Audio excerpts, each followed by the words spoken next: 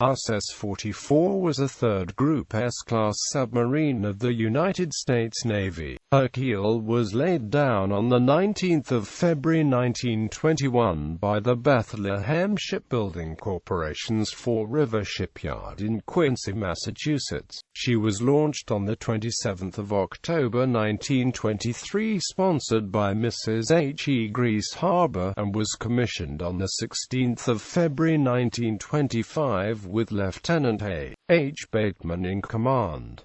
Service history: S-44 operated off the New England coast into the summer of 1925. In late August, she departed New London, Connecticut, for Panama, and on 5 September arrived at Coco Solo to join Submarine Division 19.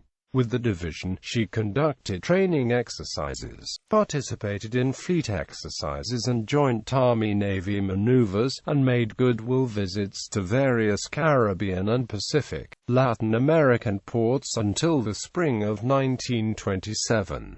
For that time to December 1930, she operated out of San Diego with her division, interrupting exercises off Southern California twice for fleet problems in Hawaiian waters. In December 1930, the S-boat was transferred to Hawaii, where her division, now Subdiv 11, was home-ported for 4 years. The boats then returned to San Diego, California, and in 1937 were shifted back to Coco Solo.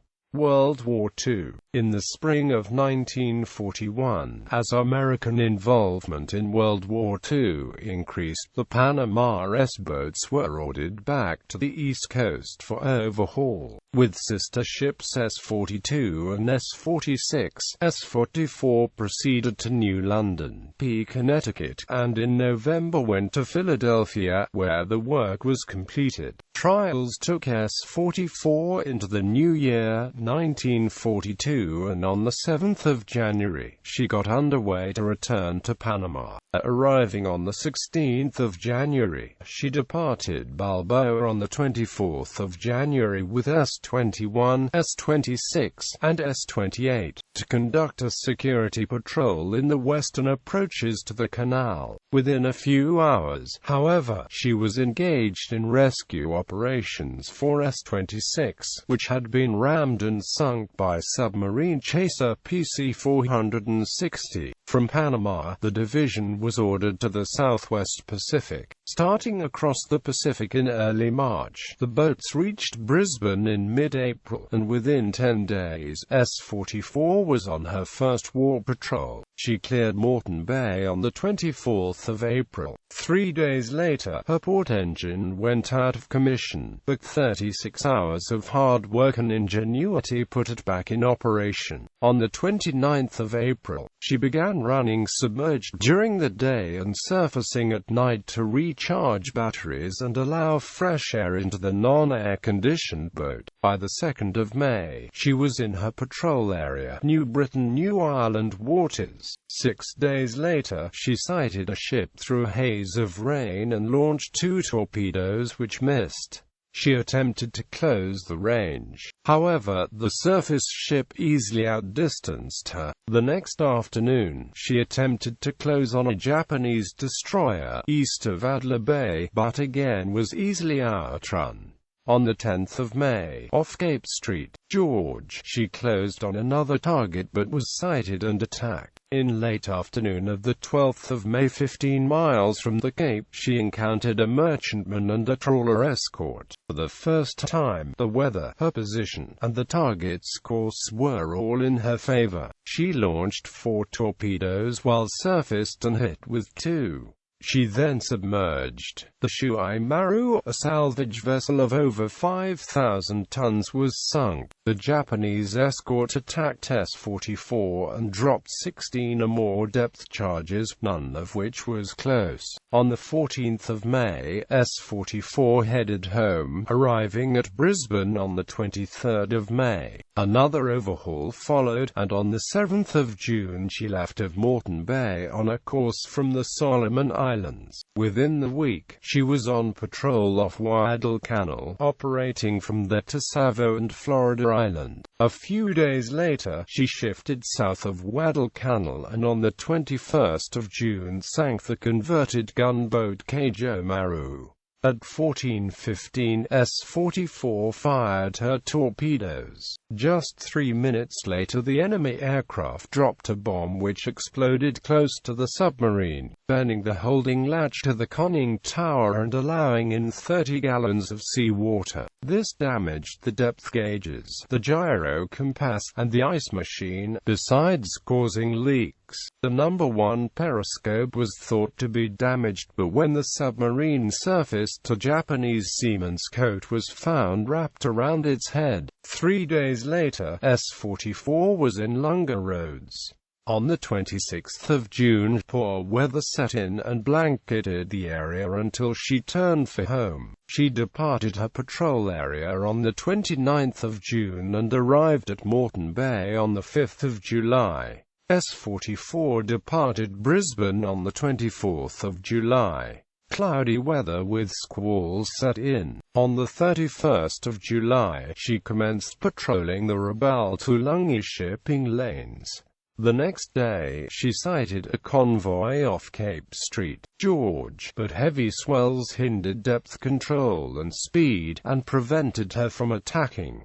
From Cape St. George, S-44 moved up the east coast of New Ireland to North Cape and Cavieing, where she waited. On the 7th of August, the American offensive opened with landing of the 1st Marine Division on the beaches of the Solomon Islands of Guadalcanal and Tulungi. On the 9th of August, off Savo Island, Cruiser Division 6 of the Imperial Japanese Navy had inflicted one of the worst defeats of the war on American and Australian surface ships. The next morning, the victorious enemy cruisers neared Cavieing, bound for home. At 7:50, S-44 sighted the formation of 4 heavy cruisers at less than 900 yards. At 8:06, she fired 4 Mark Chapter 10 torpedoes at the rear ship, only 700 yards away. By 8:08, 3 torpedoes had exploded and the heavy cruiser Kako was sinking. S-44 had claimed the largest Japanese man-of-war in the Pacific War to date. 3 days later, S-44 was again fighting heavy swells. Her damaged bowplanes required 3 hours to rig out, where they were left. On the 23rd of August, she moored at Brisbane. With 1 ship sunk on each patrol so far, she set a record no other S-boat would match. On the 17th of September, now in the hands of Reuben Whittaker, S-44 began her 4th war patrol. The following day, a hydrogen fire blazed in her forward battery compartment, but was extinguished in 3 minutes. On the 22nd of September, she began surfacing only at night, and 2 days later, took patrol station off New Georgia to interdict Japan's phasey Guadalcanal supply line. During the patrol, her hunting was hindered by Japanese aerial and surface anti-submarine patrols and her own operational capabilities,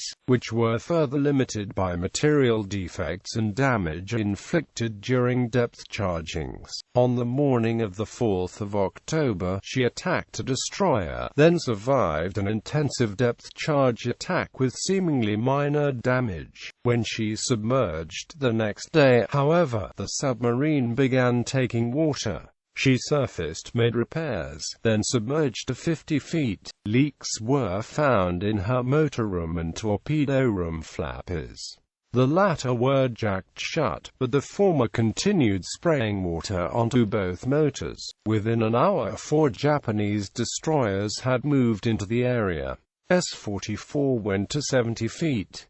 The leak worsened. The motors were covered in canvas and sheet rubber and the crew waited for the destroyers to pass over her position. As they disappeared, S-44 moved up to 55 feet and repairs were made on the flapper. At night, further repairs were made while the ship was surfaced off Santa Isabel Island, and by midnight, the S-boat was en route back to her patrol area. On the 7th of October, bad weather set in, and on the 8th of October, she departed the area, arriving in Moreton Bay on the 14th of October. Overhaul. A month later, S-44 departed Brisbane and headed back to the United States. In early January 1943, she transited the Panama Canal, then moved across the Caribbean Sea and up the Atlantic seaboard to Philadelphia. There, from April to June, she underwent overhaul, and in July, she retransited the canal en route to San Diego and the Aleutian Islands. She arrived at Dutch Harbor on the 16th of September.